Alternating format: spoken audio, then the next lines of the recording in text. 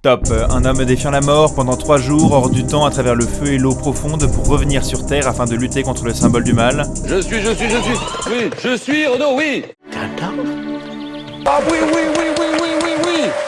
Si vous avez pensé à Gandalf dans Le Seigneur des Anneaux, c'est bien joué. Mais si vous avez pensé à Jésus dans les évangiles, vous avez raison aussi. Vous avez sûrement déjà vu cette scène mythique d'une des trilogies d'Heroic Fantasy les plus connues du monde, Le Seigneur des Anneaux. Pour resituer rapidement Le Seigneur des Anneaux, si vous sortez de 70 ans dans une grotte et que vous ne connaissez pas, c'est l'histoire d'un petit bonhomme aux pieds poilus qui reçoit de son oncle un anneau maléfique, au grand pouvoir.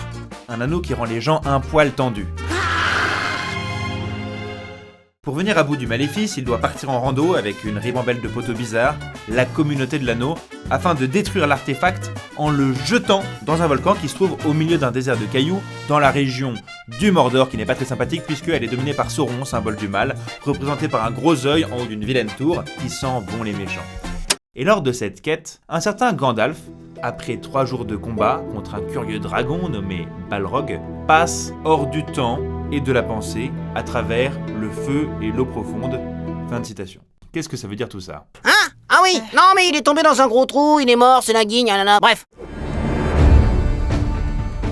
Maintenant qu'on a planté le décor, venons-en à ce qui nous intéresse et regardons le passage en question. Dans le tome 2 de la saga Le Seigneur des Anneaux, alors que Legolas, Aragorn et Gimli marchent dans la forêt, encore meurtris par la mort de leur compagnon de route, le magicien Gandalf, ce dernier réapparaît devant eux, blanc comme un linge et entouré d'un halo de lumière étincelante.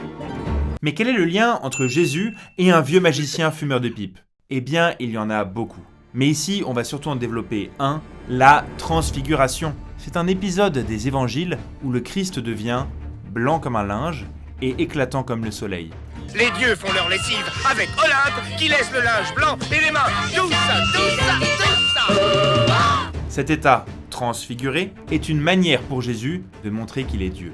Dans l'évangile selon saint Matthieu, chapitre 17, on peut lire ça. 6 jours après, Jésus prend avec lui Pierre, Jacques et Jean son frère, et il les emmène à l'écart sur une haute montagne. Il fut transfiguré devant eux. Son visage devint brillant comme le soleil et ses vêtements blancs comme la lumière. Il y a comme un air de déjà-vu, n'est-ce pas ? En fait, les parallèles et connexions entre la Bible et l'œuvre de J.R.R. Tolkien sont extrêmement nombreux. Pour le comprendre, un petit point culture sur leur auteur s'impose. Qui est donc ce génie de Tolkien ? Que ce soit conscient ou inconscient, l'influence de la Bible dans ses œuvres est largement palpable. En vrai, il y a des rêves un peu partout. Pas seulement des rêves bibliques, attention. L'œuvre de Tolkien ne se résume pas à ça. Il a été prof à Oxford, il est fan de langue ancienne et de littérature médiévale, mais disons que les références bibliques ne sont pas portion congrue. C'est comme une rivière invisible dont il ne devine pas le cours lui-même et qui irrigue son écriture un peu en continu. En effet, Tolkien est un intellectuel catholique et un lecteur assidu de la Bible. Pour l'anecdote, il allait tous les jours à la messe de 7h30 et il a même travaillé à la traduction de la Bible sur la première édition de la Jerusalem Bible dans les années 1950. Il a même traduit le Notre Père et le Je vous salue Marie dans l'une des langues qu'il avait inventées. Et dans le cas de la transfiguration...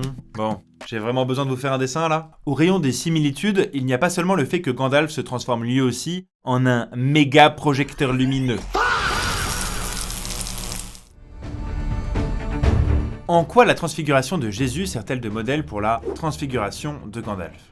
On va voir ça ensemble avec 4 éléments parfaitement factuels pour vous montrer clairement le giga parallèle entre le récit de la transfiguration de Jésus et le récit du retour éclatant de Gandalf. Au moins, vous pourrez pas dire qu'il y a litige ou contestation sur la pseudo-référence machin truc, des gars qui font trop les oufs et tout. Premièrement, le lieu et les personnages. Dans les évangiles, l'épisode de la transfiguration de Jésus se déroule sur une montagne et sous les yeux de 3 de ses disciples, Pierre, Jacques et Jean. Dans le roman de Tolkien, la transfiguration de Gandalf se déroule elle aussi sous les yeux de 3 personnages proches du magicien, Aragorn, Legolas et Gimli. La scène n'intervient pas sur une montagne à proprement parler. Mais Tolkien précise quand même que Gandalf se trouve spatialement sur un point haut. Il se dressa vivement et bondit au sommet d'un grand rocher. Il se tint là, avec une stature soudain accrue, les dominant de haut. C'est terminé. Il n'y a rien à faire, je te domine. Premier parallèle évident, la scène a lieu en altitude et devant 3 témoins. Deuxièmement, le vocabulaire et la description de la scène. Dans les évangiles, le visage de Jésus resplendit comme le soleil et ses vêtements deviennent blancs comme la lumière. Dans le roman de Tolkien, Gandalf apparaît lui aussi dans l'éclat d'une lumière aveuglante. Ses cheveux étaient blancs comme neige au soleil et sa robe d'un blanc étincelant. Ses yeux, sous des sourcils saillants, brillaient d'un vif éclat, aussi pénétrant qu'un rayon de soleil. Le pouvoir était dans sa main. Oui, Gandalf a tout pompé sur Jésus en fait. Troisièmement, la réaction de joie et de crainte en face d'un tel événement. Dans les évangiles, les disciples éprouvent simultanément de la joie et de la crainte. L'évangile de Matthieu rapporte les paroles de Pierre. « Seigneur, il est bon que nous soyons ici. » Ainsi que la réaction des disciples. En entendant cela, les disciples tombèrent sur leurs faces et furent saisis d'une grande crainte. Dans le roman de Tolkien, les amis de Gandalf éprouvent eux aussi ce sentiment mêlé de joie et de crainte. Entre l'émerveillement, la joie et la crainte, ils restèrent saisis. Dans le film, Legolas s'apprête carrément à décocher une flèche et Gimli a balancé sa hache sur le type qui leur apparaît. Pas de ça chez les apôtres, beaucoup moins belliqueux sur ce coup. Quatrièmement, l'incapacité des disciples à parler au moment de la transfiguration. Dans l'évangile de Marc, qui raconte lui aussi la transfiguration, un court verset indique que Pierre ne peut plus parler. Voyons ça donc en Marc, chapitre 9, verset 6. De fait, Pierre ne savait que dire, tant leur frayeur était grande. Il est comme happé par l'incompréhension face au mystère qui se déroule devant lui. Dans le roman de Tolkien, les 3 aventuriers sont également incapables de réagir et de parler face à l'événement éclatant qui se produit. Le texte dit « Ils restèrent saisis et ne trouvèrent rien à dire ». Motus, donc. Si on résume, sur une montagne, ou assimilé, devant 3 témoins, Pierre, Jacques et Jean, ou Aragorn, Legolas, Gimli, un type apparaît comme un soleil éclatant, Jésus transfiguré, ou Gandalf le Blanc. Ses amis sont simultanément heureux et terrifiés, puis ils ne peuvent plus lâcher un mot. Ça fait quand même un gros parallèle, non ? Revenons à Jésus et faisons un peu de théologie biblique. Dans les évangiles, la scène de la transfiguration fait directement écho à la résurrection. En effet, dans les 2 cas, Jésus se présente dans une situation particulière, l'éclat de sa divinité. Pour les croyants, il s'agit par excellence des passages où Jésus se présente comme Dieu. C'est justement ce que symbolise le blanc. D'ailleurs, dans la tradition orientale et dans l'art de l'icône, le Christ est peint en blanc uniquement lors de ces 2 épisodes. Et vous nous voyez venir maintenant. Le retour de Gandalf après son combat contre le Balrog dans les mines de la Moria fait bien évidemment référence à la résurrection de Jésus après sa descente aux enfers. La résurrection ne survient qu'au 3e jour, et les disciples de Jésus, aussi bien que les marcheurs d'Emmaüs par exemple, le croient mort.